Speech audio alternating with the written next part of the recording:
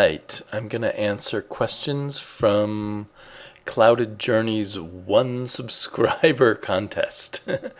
he he's been around a while and he's got more than one subscriber. But he has some interesting questions, and he is one of my. I have lots of YouTubers out there that I like a lot, and he's definitely one of them. Always funny and entertaining and interesting and intelligent, and he loves comic books. So what more can you want? His first question is comic book resolutions for 2015. What are my comic book resolutions for 2015? Well, funny you should ask. I actually have some. One is the general thing of getting more organized, and I am actually really well on my way of doing that. Although one constantly, I don't know if you can see, has to become more disorganized. I got everything sort of organized, and now I'm disorganizing it again to sort through things and organize them even better.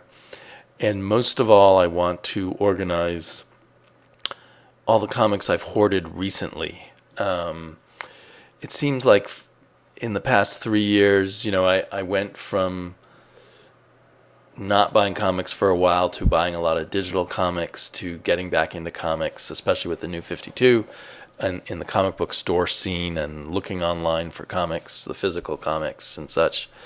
And discovering how cheaply you can get comic books. I hadn't really been aware of how many comics that I would like I can get cheaply, particularly ones that I remember from the 80s or ones that I feel like I missed from the better parts of the 90s and even stuff from the 70s.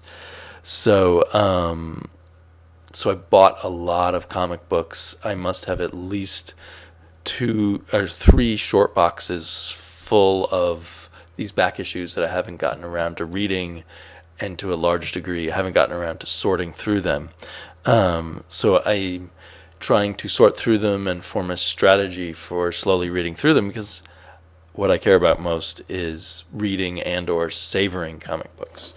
For instance, the comics I mentioned in my last video where I was answering questions from another contest for Tim Morant about I suggested Arak to him. And I have been picking up all these Arak comics. I didn't save the ones I bought in the 80s, and I really wanted to reread them and read the issues that I hadn't gotten originally and see the full fate of this Indian Arak in the medieval ages of Europe. So I have a lot of things like this that I need to sort through and sort of get ready to read them. If I can find time, because I'm reading so many of the new comics. So to sort of integrate all of my collecting that I've been doing into a more organized fashion, and also part of that is entering into the app CLZ all of my comic books. Because that will help me figure out what else I need. Do I have a few gaps still in my Arak collection? I'm not even sure because it's so disorganized, and I haven't sat down and made a list. I think I'm probably missing 3 or 4 at this point on that particular collection. So I have all along in the past year been entering some stuff into CLZ, and I want to enter everything else. I think I have about 2,000 comics already entered into CLZ, and I'm not sure how many more there are.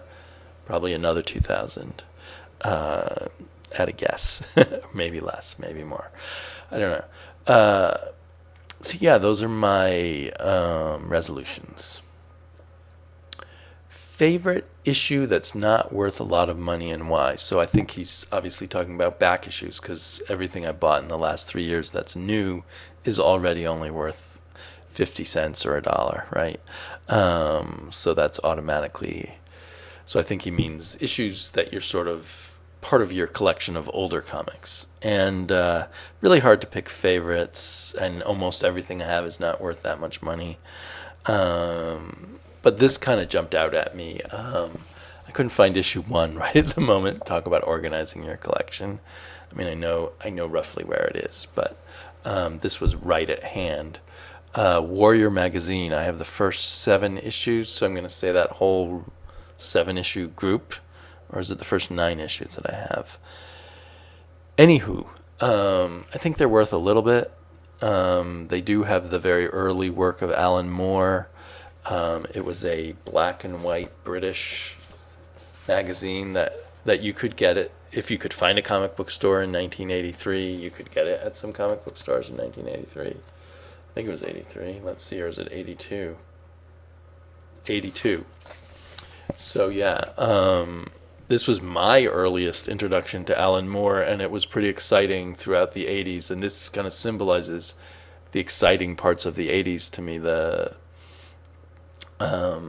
I got to watch Alan Moore during the 80s develop from these stories. A Miracle Man and Vias for Vendetta are in here.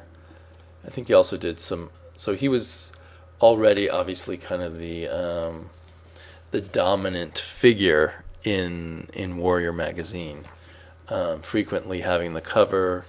Marvel Man was almost always the lead story, and the other stuff that was not by Alan Moore was of very high quality too, and it was very exciting to have stuff that wasn't quite like American comics, although some of it maybe resembled what you might have seen in the 70s in eerie and creepy, a little bit anyway. So I kind of treasure these, and in fact, I've done over 300 videos now. The second video I did on my YouTube channel, and really the first video that was devoted to comics, was about these Warrior comics. So I'm starting to repeat myself, I suppose, but that answers that question, I believe. His third question was to show off your creativity. Most of us who read comics have tried creative things at some time or other. And I actually pursued quite seriously, or what I thought was seriously at the time, trying to be a science fiction writer. But I never managed to publish a novel. I never really... Well, I finished some novels early on that were really crappy, but by the time I actually became a good writer, all I really wrote were short stories, and I got a handful of them published. One of them was in this paperback book here, Universe. My story was the last story in the book. You can see here. I will not say my last name out loud, but you can see it there. And I'm pretty happy with that story. And I'm happy with almost all of my small number of published short stories. And I wish I was writing more short stories now, but I'm happy being a dad. I'm happy that I have a job that allows me to support my family, and that I got time to spend with my family. So for now, short story writing is on the back burner. And maybe comic book script writing or comic book, I don't know. I kind of fantasize that I'll retire someday and just be an underground cartoonist at that point in my life, or a zine cartoonist at that point in my life, I should say, because underground comics don't really exist anymore. I do also do art, but I have not, as an adult, done comic book style art at all. I used to do a lot of life drawing, studies of the human body and such, charcoal and black paint and things like that. And I seem to have lost those drawings somewhere. I have a very big house. I thought I would have stumbled upon them by now, but if I do stumble across them, I will show you guys. Then his fourth question, or request really, is highlight 3 newer YouTubers that you like. And then he highlighted some YouTubers, and 2 of them were people that I've just recently discovered and really like, so I can't do them, I guess. The Comic Book Mustache and Carnage Man. So, and I've recently been shouting out people that new people that I've discovered, or people that have come back. But one that I really wanted to shout out, but but have missed opportunities so far, so he's a good one, is Jared Osborn. But I think he already has a lot of followers now. But if you don't follow Jared Osborn, I highly recommend it. I really like listening to him talk about his pull, which always includes some kind of more unique comic books. And I think he has been collecting the more interesting, unusual comic books for a long time. So he has a good background in talking about the more indie comics. Not that he's entirely indie or anything. And he also does a lot of videos where he shows himself drawing, which is very interesting. And then another person who's just started, I think he's just started, and he only has a few videos up, is HalfMan HalfAmazing. And I've enjoyed what I've seen so far. He's just done some introductory videos and videos showing Mile High Comics, and I think another comic book store video. So definitely check HalfMan HalfAmazing out.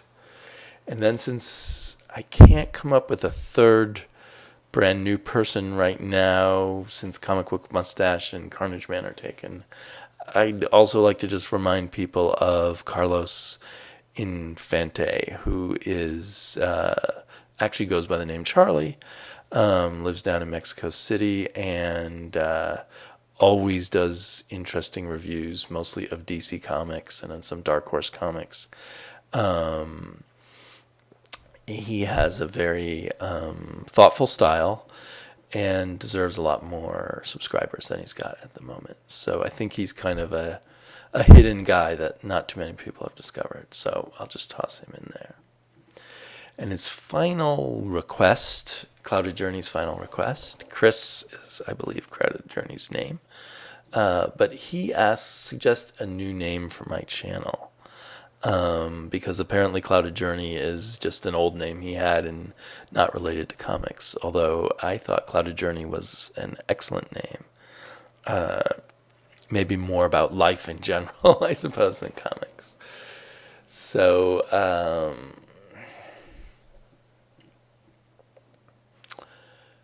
since I like that name so much, it's hard for me to think of other ones. But Clouded Comic Book Journey? Clouded Collector? I don't know, Chris. Let's see. Web of Comics? Yeah, that's Web of Comics. So, but Chris, just keep doing what you're doing. It's great. And everyone else, if any of you out there haven't checked out his channel, there will be a link to that below also. Talk to you all later.